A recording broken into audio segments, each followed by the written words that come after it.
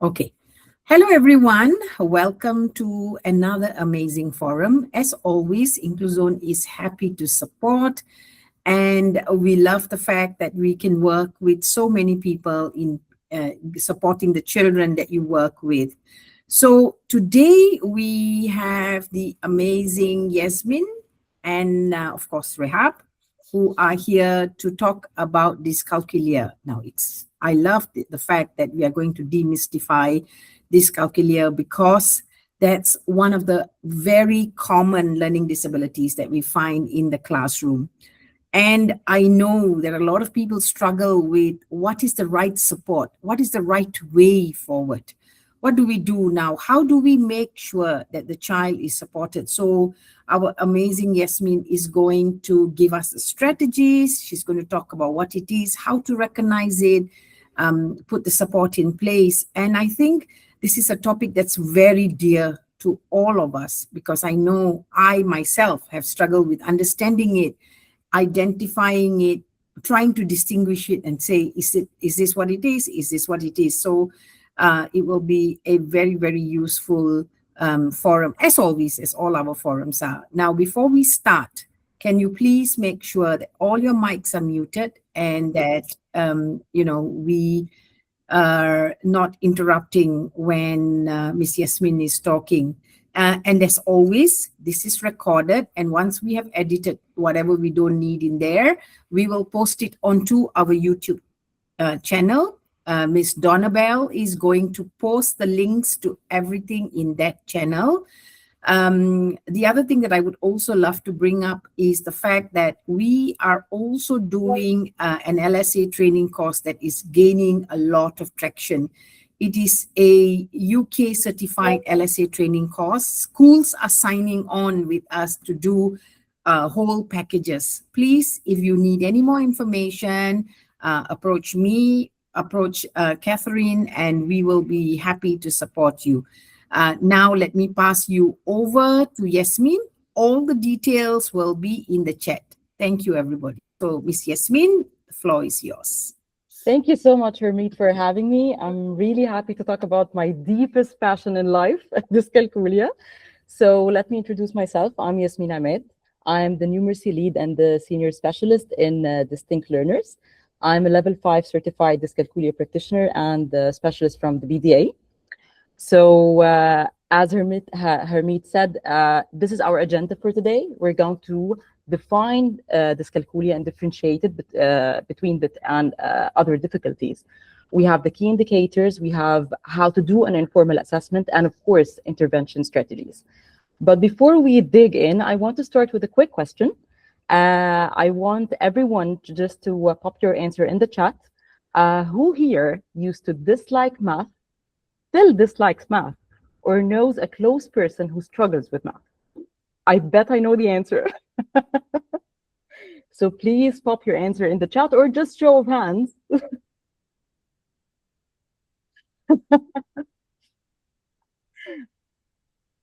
So actually, yes. So actually, this is very reflective of the real world because 25% to 30% of the population have math learning difficulties. And I'm not talking about dyscalculia, I'm talking about general math learning difficulties. The dyscalculia prevalence is around 6 to 8%, and this is not a small number. This means 1 or 2 students per class can have dyscalculia.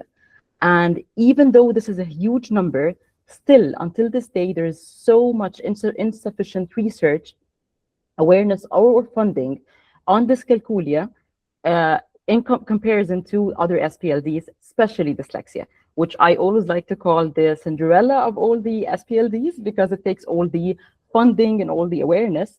And some experts actually, they relate this lack of awareness to dyscalculia because of the fact that it's socially and globally accepted for someone to say, I'm bad in math.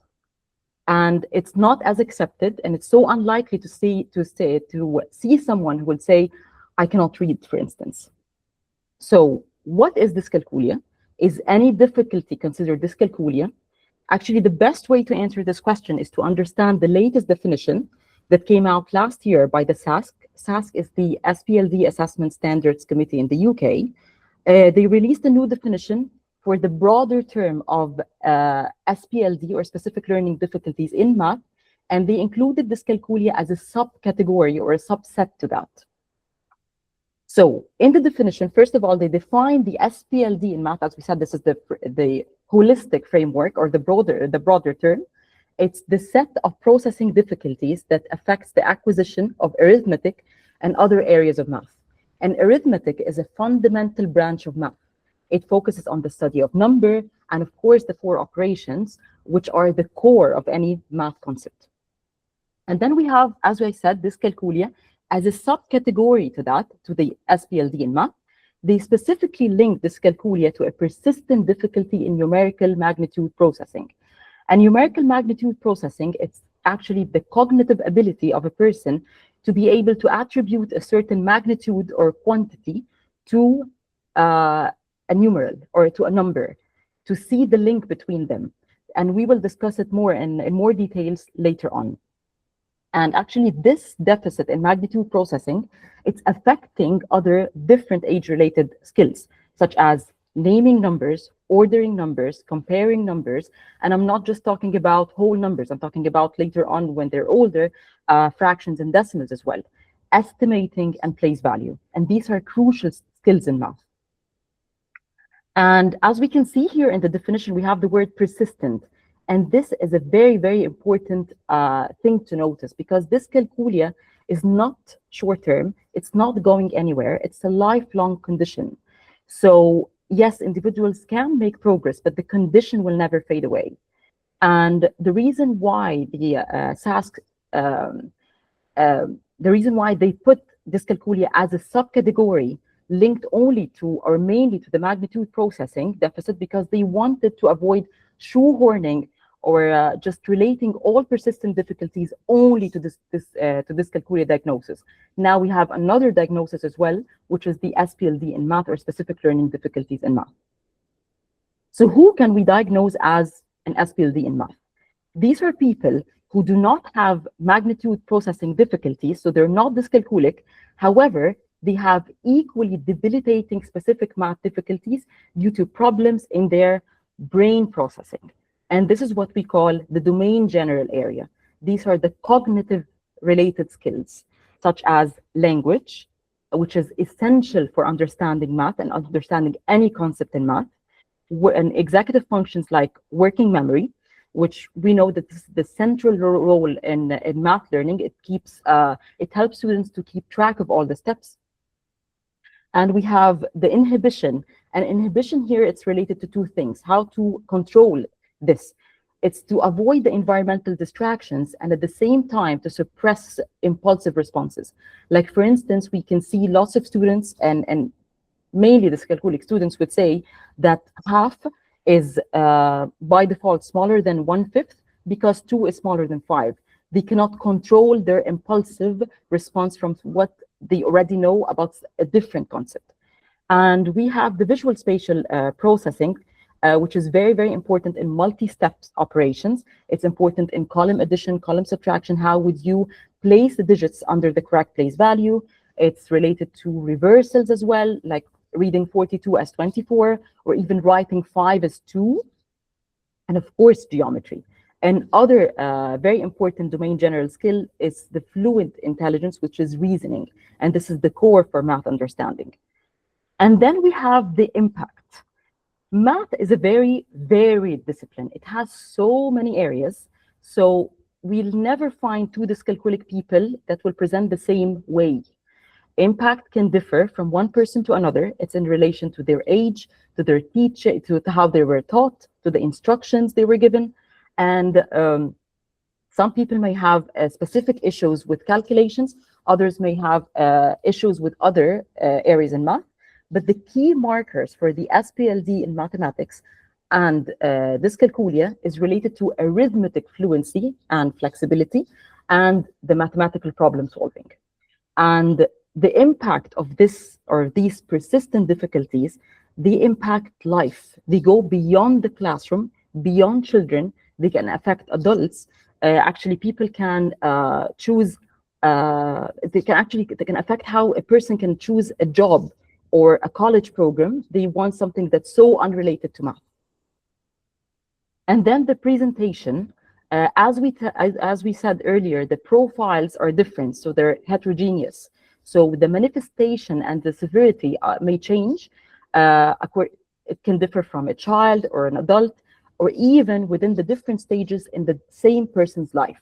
So the impact or the severity of dyscalculia or specific math learning difficulty can differ. And these are conditions that are lifelong, as we said. They are present from birth. It's how the brain is wired differently. So it comes from within. And the trajectory here depends on multiple genetic influences and environmental influences as well, such as upbringing. So this can affect how these two difficulties can develop within time. And then the last part of the definition, which is so important, the co-occurrence.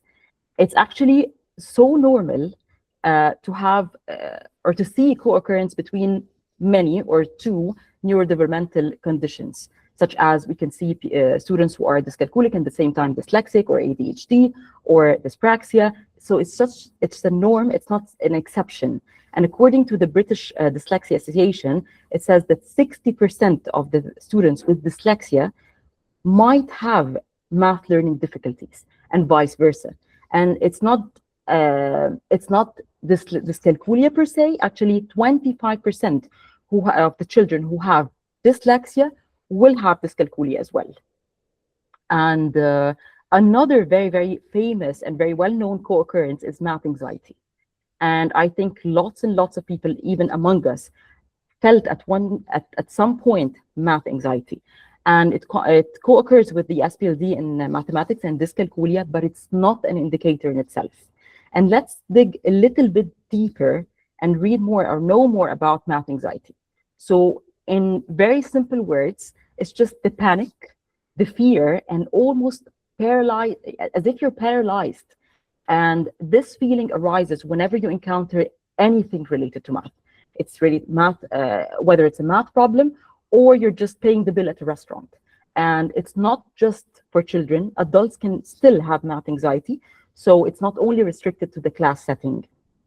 And the next picture, this picture is actually how I portray math anxiety. And I read actually a very shocking fact that the same areas of the brain associated with the threat and the pain are activated when someone is expected to do any math problem.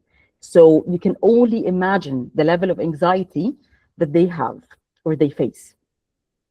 As I was saying earlier, the majority or big number of dyscalculic students or students with SPLD in math will have math anxiety. However, not everyone who has math anxiety has dyscalculia. It is believed that around 20 to 25 of learners in general have experienced math anxiety. So it's not only restricted to students with difficulties. Actually, findings show that high levels of math anxiety can be faced by students with standard and even high performance in math. And another very important distinction we need to make, that not every difficulty in math is considered an SPLD or dyscalculia. As we discussed earlier, the dyscalculia is related mainly to the magnitude processing theory, and the SPLD, it's related to the domain general and comes from within.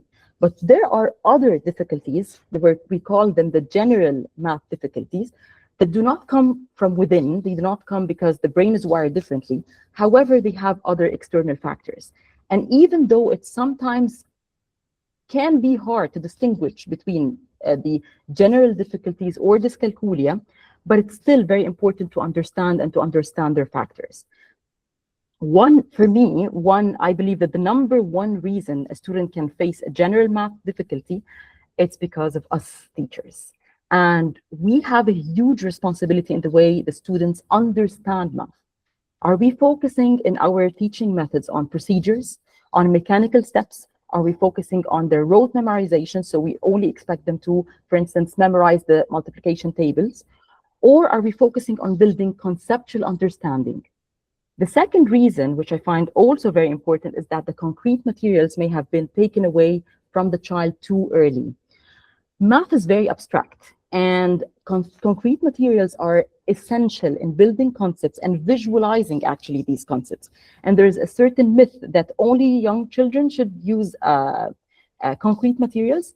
And this is not true. Actually, you need to give even secondary grade students or high school students concrete materials. They won't seem very babyish if you presented them with more advanced concepts, like, for instance, multiplying fractions or algebra.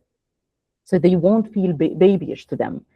And then we have the poor school attendance.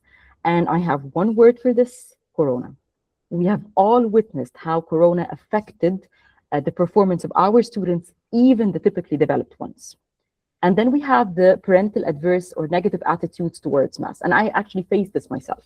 My mom used to hate it all her life. And this gave me the impression when I was young that it's too hard to attempt. So maybe I'm not good at it as well. And the fifth and the final reason, but definitely one of the most important, is the broad and fast-paced curriculum, which we actually know of as teachers, because this fast-paced curriculum, first of all, it doesn't allow much time for revision or for repetition or overlearning, which are essential strategies for teaching. And this is particularly hard for students with slower processing speed. So this is the first part. Now we know what's meaning of dyscalculia. Now we can differentiate between dyscalculia and specific math learning difficulties, which is the broader term, as we said. Now we know what's math anxiety, briefly know, and the general difficulties in math.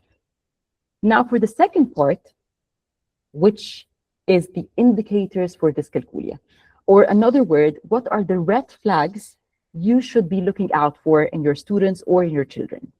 The first and the most important one would definitely be the difficulties in magnitude processing. Of course, it's highlighted in the definition, so of course it's the number one indicator. And just to give you like a very simple explanation, for instance, when you tell the student the number 6, for instance, what can they see?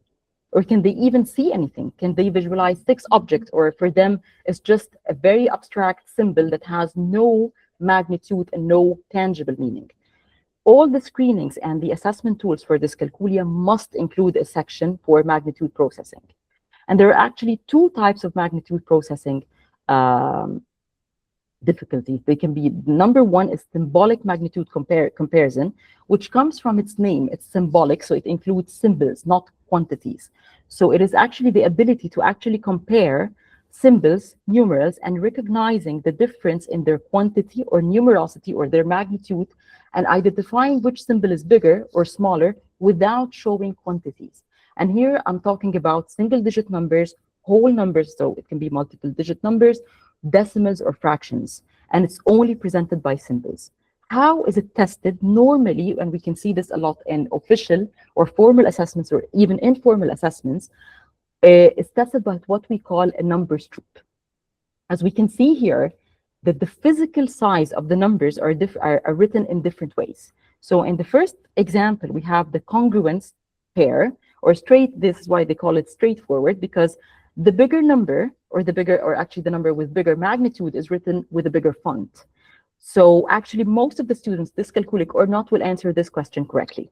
However, the second one, which we can see a little bit confusing, or actually a lot confusing for our dyscalculic children, because the smaller number in magnitude is written with a bigger size. And this is a very common mistake for dyscalculic students, because they don't relate the numeral to a certain magnitude. So this is why they incorrectly attach the physical size to the magnitude of the number instead. And the other type of magnitude processing is the non-symbolic magnitude processing. And again, it comes from its name. Non-symbolic, so you're not seeing numerals this time. You're not seeing numbers. You're seeing quantities, or you're comparing quantities. So it's the ability to compare objects and recognize the difference in their magnitude or quantity, and thus identify which is more and which is less. And this goes without counting. I don't have to count these and count those to know which is more. I can actually look at the quantities and I can compare without seeing symbols. And here, an expert in the field who's called Judy Hornigold, she explained this example by using 2 identical jars, as we can see over here. This jar has large pieces, yet few, of marshmallow, and the other one has numerous yet small M&Ms. And the common error here is when we ask our dyscalculic children, which jar has more sweets? And the common answer is the marshmallow one.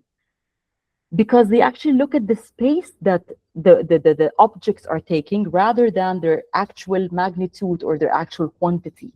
For us, we can see that the M&Ms are definitely more, the magnitude is more, but for them, they look for the space rather than the magnitude. And as I said, there are other indicators as well. It's not just one indicator. Experts like Judy Hornigold or Ronald Bird still believe that there are some other important indicators for dyscalculia and specific learning difficulties in math, and they are directly related to the magnitude processing deficit theory. The first one is subitizing. And subitizing in the innate ability, and innate here means it's something that you're born with. So it's the innate ability to instantly recognize the number of items in a set without needing to count them. And this is something that you can and you must assess in young children, because it's actually believed that, or it's known that 5-year-old kids should be able to subitize around 5 to 4, or actually 4 to 5 items, whether like these, whether they are arranged in a pattern, like this is the dot pattern of 5, or randomly arranged. Once they see them, they should state the number. So this is actually an indicator for younger children, and to assess whether they can link small numbers to quantities and magnitudes. The next indicator, I find it to be one of the most important indicators for SPLD and dyscalculia. It's called poor number sense, or number sense and immature strategies. What is number sense? Number sense is simply can mean that you have a deep understanding for numbers. You can see number relationships. You can have this flexibility to change the question or to manipulate the question to make math easier for you. And this picture is so reflective, because I still remember these rough old days where I used to count with my fingers, or I used to be so confused with the questions. And now let's talk examples. And I actually want you guys to type your methods on the chat. How can you manipulate this question to make it easier? What should be your method to answer this question? I'll check the chat now. No pressure, you guys.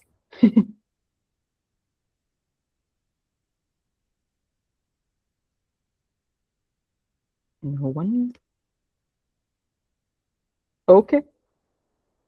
Okay.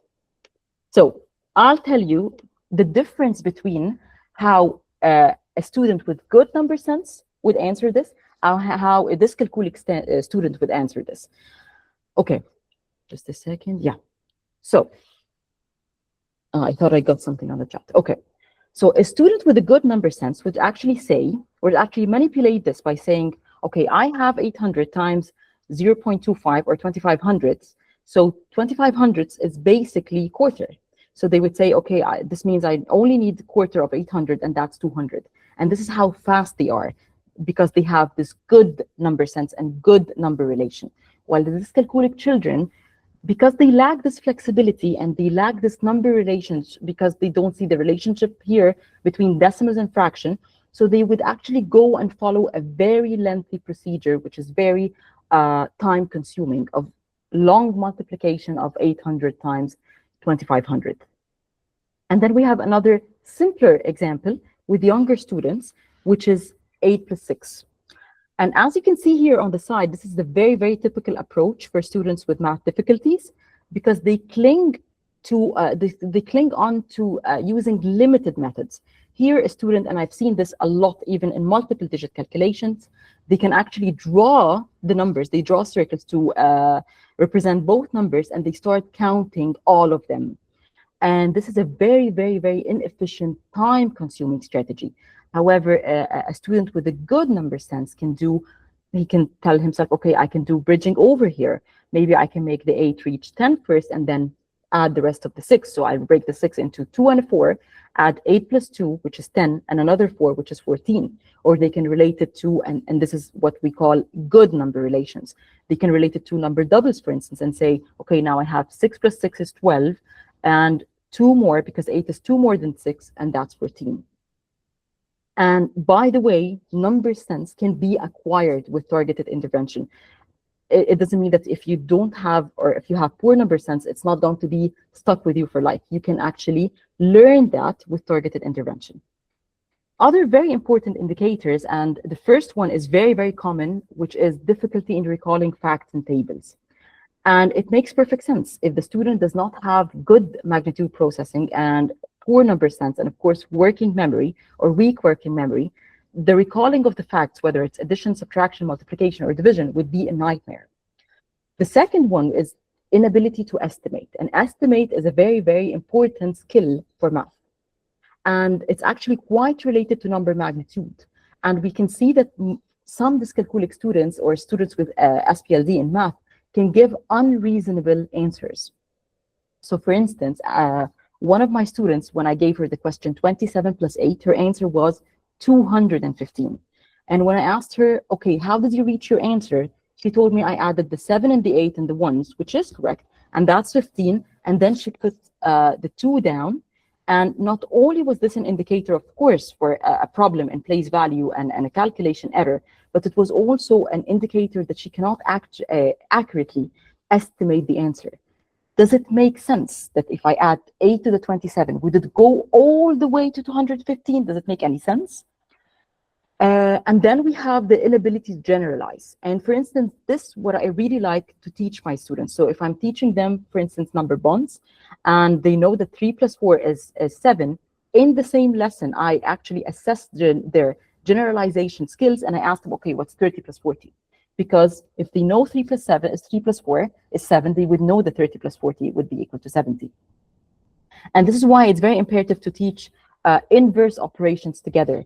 Like, for instance, if they know that 2 plus 4 would give you 6, then they should know that 6 minus 4 would give you 2, would give you the other part.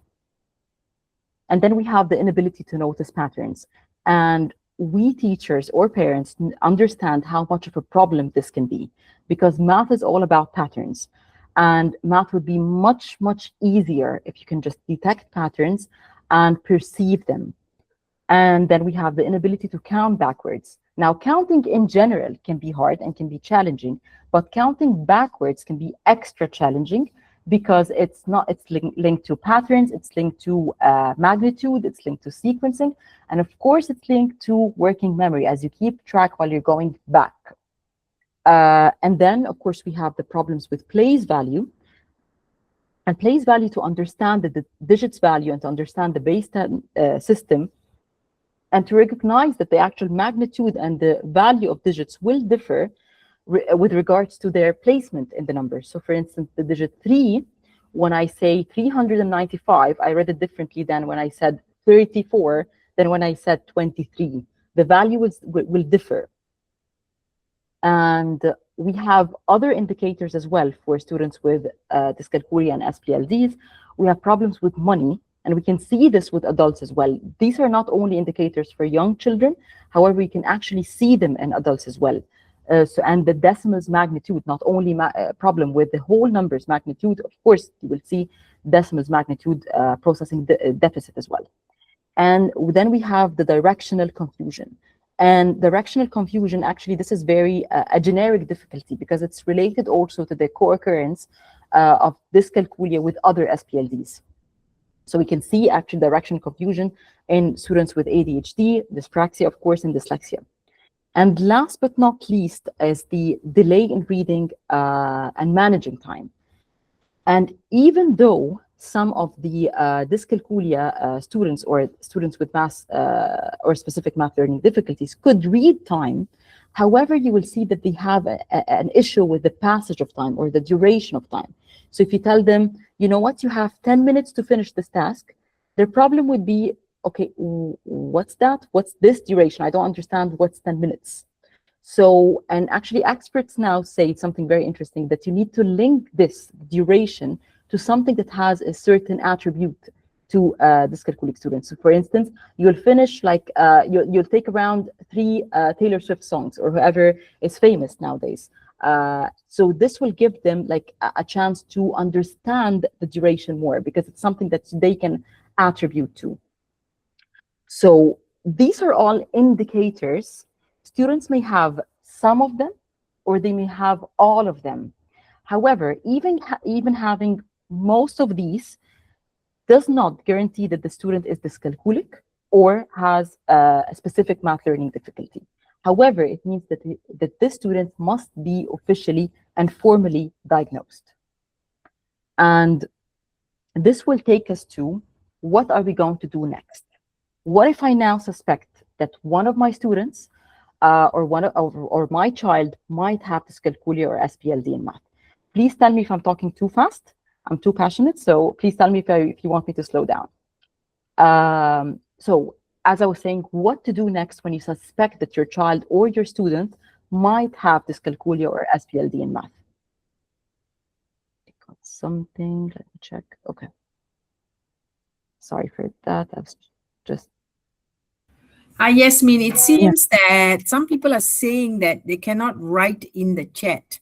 I think somebody saw the sign come up, but they could still write in the chat. So please try to override that sign that's coming up to say that you can't write in the chat. Please do just try to write it in and see. I can't see it. No, I'm telling the audience. The audience? Yeah, okay, just sure. the audience, yeah. Sure. They can't find it? If you want to say something, then maybe what you can do is put up your hand and we'll try to reach out to you. But also you can email us the questions and we can get back to you at the end of the session. And this recording will go on the YouTube channel. I'm getting lots of messages from people asking if it is going to go on our YouTube channel. Sure. So as I was saying, what to do when you suspect that your child or your student might have dyscalculia or SPLDs. The first thing I would actually recommend is to fill in what we call a dyscalculia checklist. You can actually find this checklist in various available websites. It's for free. You can find it on Dyscalculia Network, on Steve Chin's, BDA has one, and Sendi's. And I'll actually send you all the links to these checklists. What are these checklists? It's basically like a set of mathematical skills expected across different ages and across different grade levels. Some of these checklists, I think the BDA one and the Sendi's, they actually divided the checklist into sections with regards to the age and the grade level. Again, I will say it again, this is not a clear cut that the student is dyslexic or an SPLD, but it actually, it helps you identify the red flags, and it helps you know that there is a further investigation that must be done. And I'll put all the links right in the end. Don't worry about it. And then the second step is that you need to gather all the background information that you can. Talk to the teachers, talk to the parents, talk to the learning support unit, talk to the students, talk to everyone, because you need to understand what is debilitating the progress. What is happening? Is there any family history of math-related difficulties or any SPLD? Do they have good attendance? As we said, this can really affect. Is it general among all subjects? Is it a general difficulty among all subjects, or just in math? And does the student face any kind of anxiety when encountering any math problem? So these are very, very, very important information that you need to gather before the next step. And the next step is doing an informal assessment. Again, this is not a diagnostic assessment. It's not for diagnosis. It's only, and it's very important, by the way, because you are identifying your student's strengths, weaknesses, and also to plan a targeted intervention. So it does not matter right at this moment to diagnose the child, as much as it matters to know what are their strengths, what are the weaknesses, and how can I help them? How can I plan a targeted intervention? Only, actually, formal assessments can only be done by level 7 dyscalculia assessors or educational psychologists. And there are so many great options for informal assessments.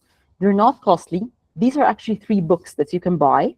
I personally use these 3 books, and I absolutely love them. And I will talk to you more about them in just a moment. And there are actually more screeners in the market, screening tools in the market. You can find some of them online, but these actually are my three, the three that I actually used with lots of my students. The first one we can see here is the Jane Emerson and Baptiste book, which is called Dyscalculia Assessment. This is great for younger ages, especially for younger ages, because it starts from the very basic skills of sabotizing, and it goes to estimating quantities, and then it goes to more advanced operations, like the 4 operation, multiplication, division, subtraction, and addition, and word problems as well. Then we have the second one, which is the math and dyscalculia assessment. And this is the most recent informal assessment released, and it's extremely user-friendly. The book has an amazing detailed guide on how to use this assessment and how to interpret the results and to interpret the answers of your students. The third one is Steve Chin's book, which is called More Trouble with Math. It has so many editions. Make sure that you get the one with the testing. And this book is just treasure because it's extremely comprehensive. You can find so many things. You can find the dyscalculia checklist, which we just talked about. You can find a memory test. You can find basic facts test, math anxiety questionnaire, general tests covering fractions, decimals, and algebra, and multiple digit calculations, a test for word problems, math language, and the whole guide on what to do. And they have specific chapter or on errors, the possible errors that your students or your child can make and how to understand these errors. I personally love to use or to mix and match between all of these. I don't like to only use one. I like to use all, and it actually depends on my students' age, grade level, and their needs as well. So I suggest that you actually read them all, go through them all, and mix and match between them, and read the guide really well. Then, now you understand what's dyscalculia, now you understand specific learning difficulties, you know how to indicate them, you know the red flags. You can now know, okay, what to do when you suspect. You can, as we said, fill in the checklist, gather information, and do the informal assessment. What's next? The next step is one of the most important steps, or it's actually the most important step, which is the targeted intervention. Intervention is crucial, and as we always say, the earlier, the better. Sometimes we even tell parents, do not wait for diagnosis, start intervention, because it's very important. It will make a huge difference. As I said, even some of the very, very top indicators as number sense can be actually acquired using the intervention. And there are numerous successful intervention strategies out there. We can spend a whole day talking about them. However, today I chose 3. Why did I choose? Why did I choose Why did I choose these 3?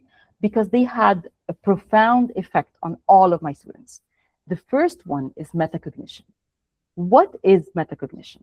Metacognition is the awareness of one's own thinking while monitoring the best strategies to employ. What does this mean? In simple words, you want your child to think about their own thinking and eventually understand how they learn best.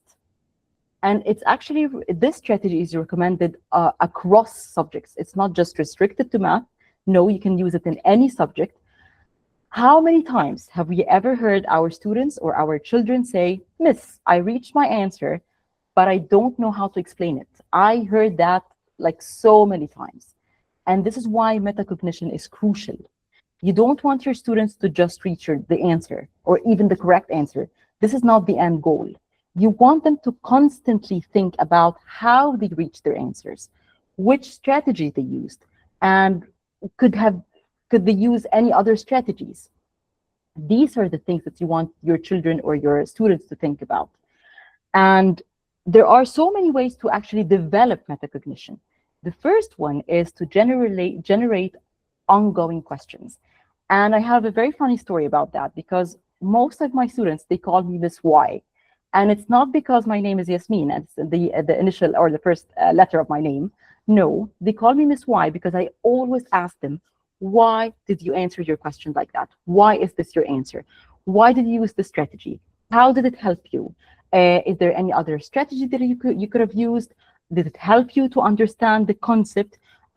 Is it time consuming? Is it more efficient? So this is what I always ask my students. So ongoing questions. Why is it very important to always question your students, even when they say the correct answers? Because this will actually help them to independently evaluate the best strategy and choose the best strategy on their own. The other way to encourage and to develop metacognition is to encourage and model internal dialogues. So when you explain a concept, do not just explain the concept. Model how you yourself, as a teacher, are going to use your metacognition. You're going to verbalize all your strategies, all your thoughts, and show your students how it's done. And then by default, they will pick it up and they will actually do it themselves. The third way is to verbalize every thought and every step. And I always tell my team, never have a moment of silence in your class. Always communicate and always ask questions. You need to dig deeper. You need to understand whether they understand what they're doing, or are they just rote memorizing everything. And number 4 is to provide multiple strategies to solve concepts. And this is very, very important. And you need, not only do you need to provide them with multiple strategies for their mental flexibility, but also because you want to discuss with them which strategy worked best, which strategy is more efficient. So for instance, let's dig into some examples. If I give one of my students 4 times 26, and this is how I can develop their metacognition, and this is how I can actually give them more than one or multiple strategies to answer the same question. The first one could be, okay, I will use the table 4 strategy. Basically, table 4, and this is how I teach my students table 4. Table 4 is double of table 2, and it's very easy to double the number. So if I know that table 4 is double of table 2, so this means I need, I know that 2 times 26 is 52. I need double of that to have 4 times 6, which is 104. So I use the strategy, I use an efficient strategy in bigger numbers, and I explained my method. So this is how I developed or encouraged their metacognition. Another strategy that I could have used is the partitioning strategy, which is basically 4 times 26. It means, or I can break the 26 into 20 and 6. I can have 4 20s, 4 6s, 4 20s would make 80, 4 6s would make 24, and the answer is 104. So giving them multiple strategies, it actually enhances their performance, not only in calculations, and you will find it very fascinating in problem solving as well. In word problems, they will be more independent because they're not just reading and just impulsively answering the questions. They are thinking about what's happening. They're hearing their own thoughts. The second intervention strategy, which I really love, it's the CPVAS model. And we actually all know the Bruner's famous CPA model, which we use, or we have been using for many, many years. But Professor Mahesh Sharma, who's the guru in the field of mathematics and dyscalculia, he elevated this model to be the CPVAS model. Can someone guess? I hope that the chat is working now. I really hope so. Can someone guess what the V and the S stand for? Do you think it's working, Harmeet? I'm honestly not sure, Yasmin, because everybody seems to be on the same sort of status. Some people who can type in and some people who can't type in. Okay, sure. Yeah, and usually people are very shy. They don't really... No, don't be shy, you guys. So actually, to break this anticipation, the V is for visualization and the S is for the script. Visualization, it's developing, what does it mean? It's developing mental images of the concepts in students' minds. Like for instance, and it's very, very good with recalling facts. Instead of asking the student to recall the facts, help them to visualize the facts, to see the numbers, to precisely have mental images of these facts in their mind. And then we have the script. And the script here refers to the ongoing communication, the one that I talked about, and the metacognition the constant questioning, the no moment of silence thing, and verbalizing all and every thought that you have. And script is essential to develop math language and to develop conceptual understanding of mathematical concepts. We're not teaching our students to just answer questions. We're teaching our students a skill to use in their lives. So it's not just about answering the question right or wrong. They must understand why are they doing it, and they must relate it to their daily life activities. And here I actually decided to show you how does the model CPVAS work by showing you a real example with one of my students. This is actually me modeling, or her actually working on the number bonds of 7, or the addition subtraction facts of 7. It is very important to note that the concrete, pictorial, abstract, visualization, and the script, they're not working in different stages. We don't move from here, here, here, here, here.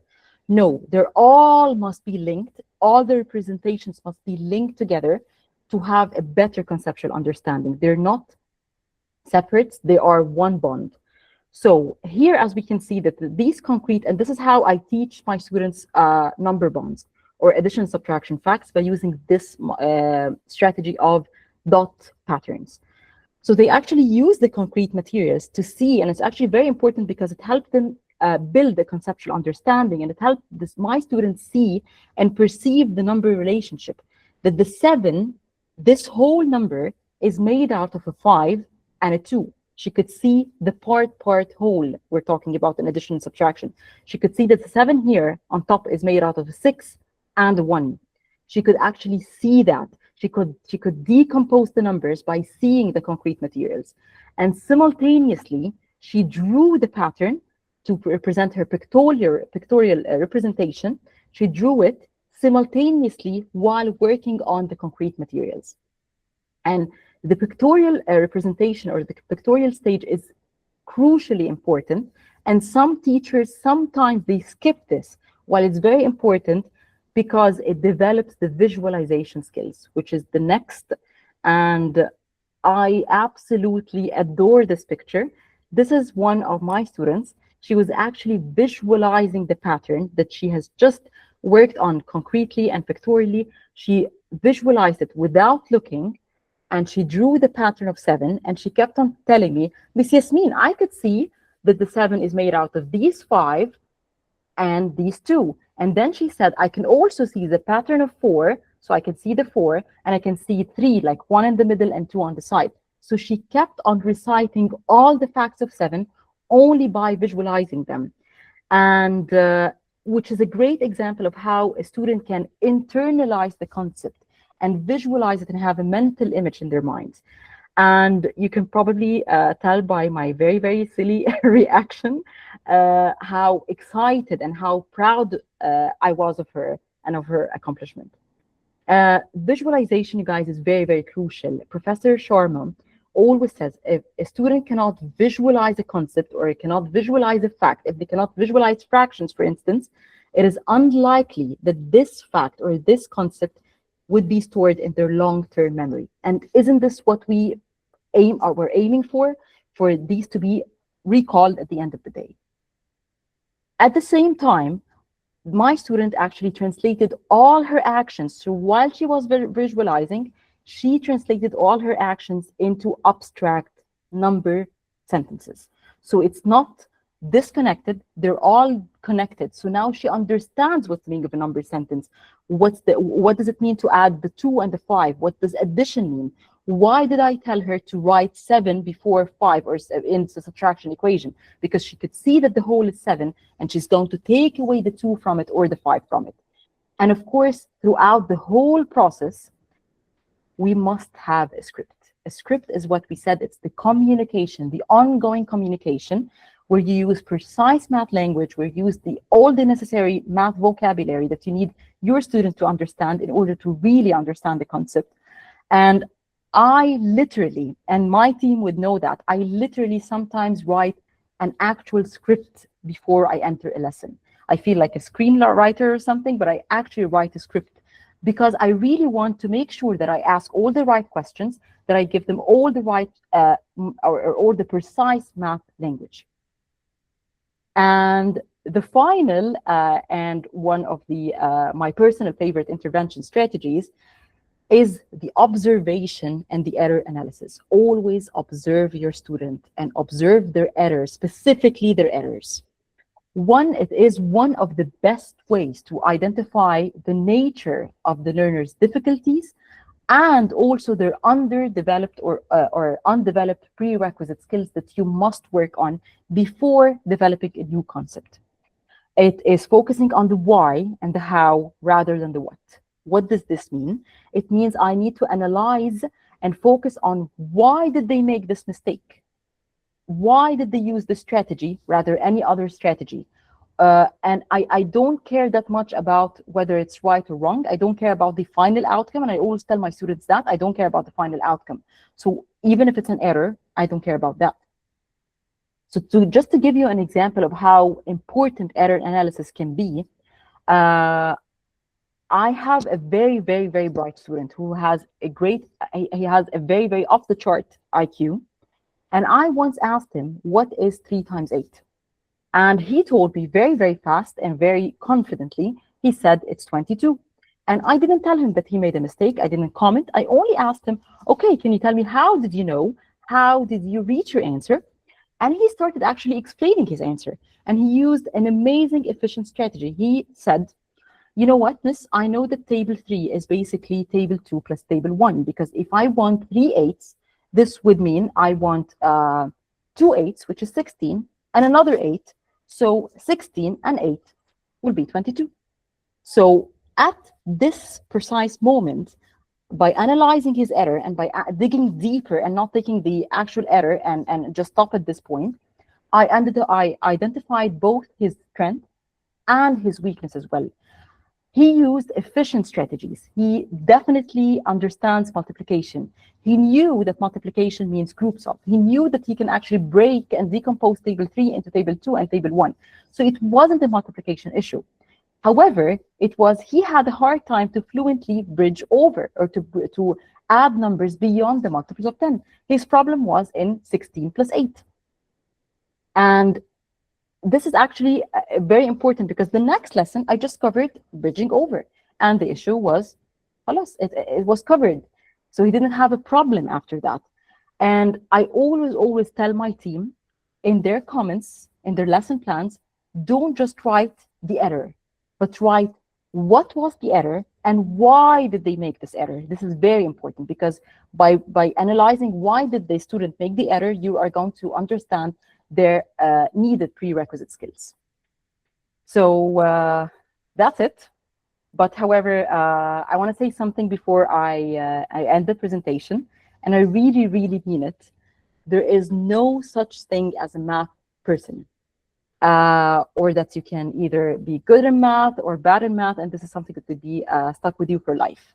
I'm a living example for this.